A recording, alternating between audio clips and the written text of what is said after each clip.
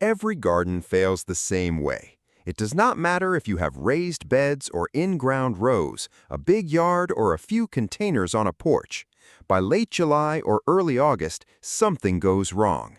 The tomatoes stop setting fruit. The zucchini gets taken over by bugs. The whole thing starts looking tired, and you spend more time trying to save it than harvesting from it. Most people blame the weather or the soil or bad luck. The actual reason is simpler than that. You are running a broken system. The reason you're running a broken system is that somewhere in the last 50 years, an entire body of knowledge about how productive gardens work got replaced by a product buying cycle. Fertilizer when things look pale, pesticide when bugs show up, new potting mix every spring.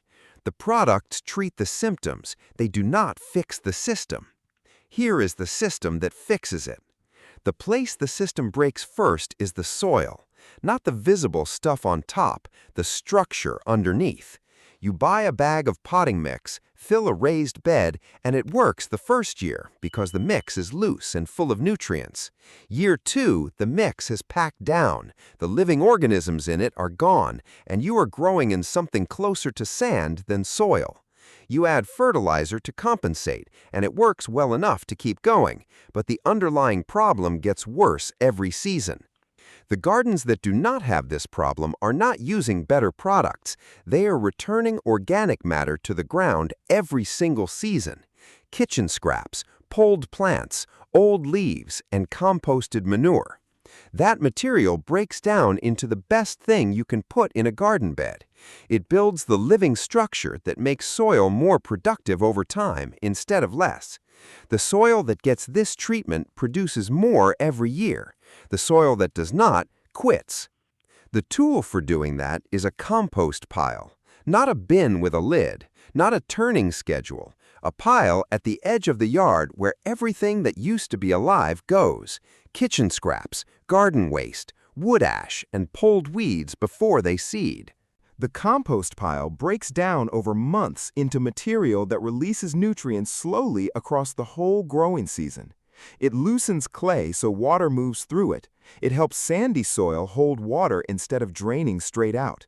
It feeds the small living things in the ground that break nutrients down into a form that roots can use directly.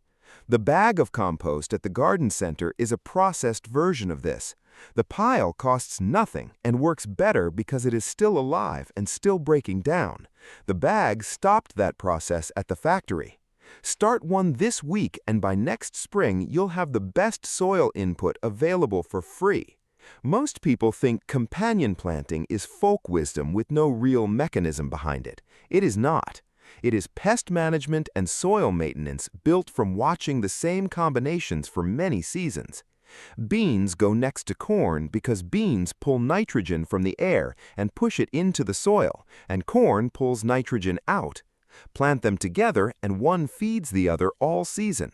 Basil goes near tomatoes because the strong smell from basil leaves throws off the insects that find tomato plants by scent. Marigolds go at the border of beds because their roots produce a substance that kills the worms in the soil that attack vegetable roots. None of this requires a spray or a product. It requires knowing which plants to put next to each other. Pull the basil away from your tomatoes this summer and check them again in 6 weeks. Most people only make that mistake once. Here is the method almost nobody uses anymore. It is the single biggest reason most gardens quietly fall apart by year 3 or 4 without the gardener understanding why. You plant tomatoes in the same spot every year because it worked the first time and the bed is convenient. By year 3, they look fine in May and start collapsing in July, and nothing fixes it. That is 2 problems compounding at the same time. Tomatoes pull specific nutrients from soil hard, and 2 or 3 seasons in the same ground leave a gap that fertilizer masks but does not replace. At the same time, the insects and diseases that target tomatoes leave eggs and traces in the soil every fall. When the same plant goes back into the same ground the following spring, they are already waiting. The fix is to move everything every season. Tomatoes and peppers and eggplant go where the beans were. Beans go where the cabbage was. Cabbage goes where the tomatoes were. 3 years before any plant family returns to the same ground. The garden running this system does not fall apart in year 4. The one that is not running it is already declining, and the gardener is blaming the weather. The other version of this problem shows up in August when you are drowning in produce for 2 weeks and then the garden goes quiet for the rest of the season. That is a planting structure problem, not a soil problem.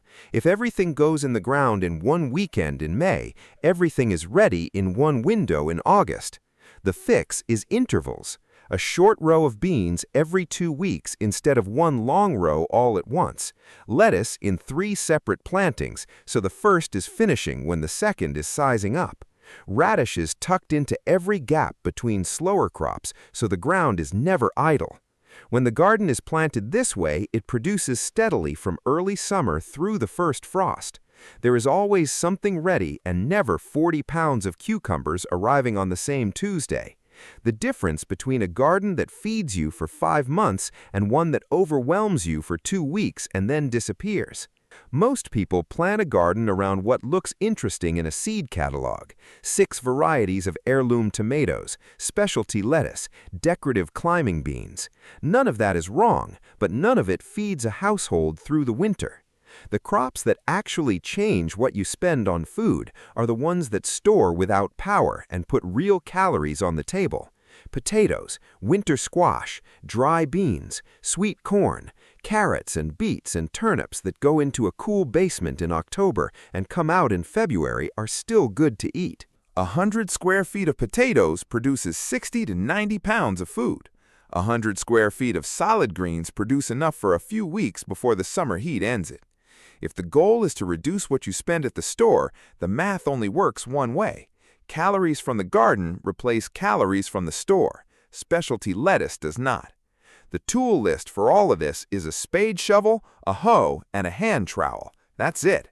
The rototiller that most people think is essential is one of the main things breaking garden soil down over time.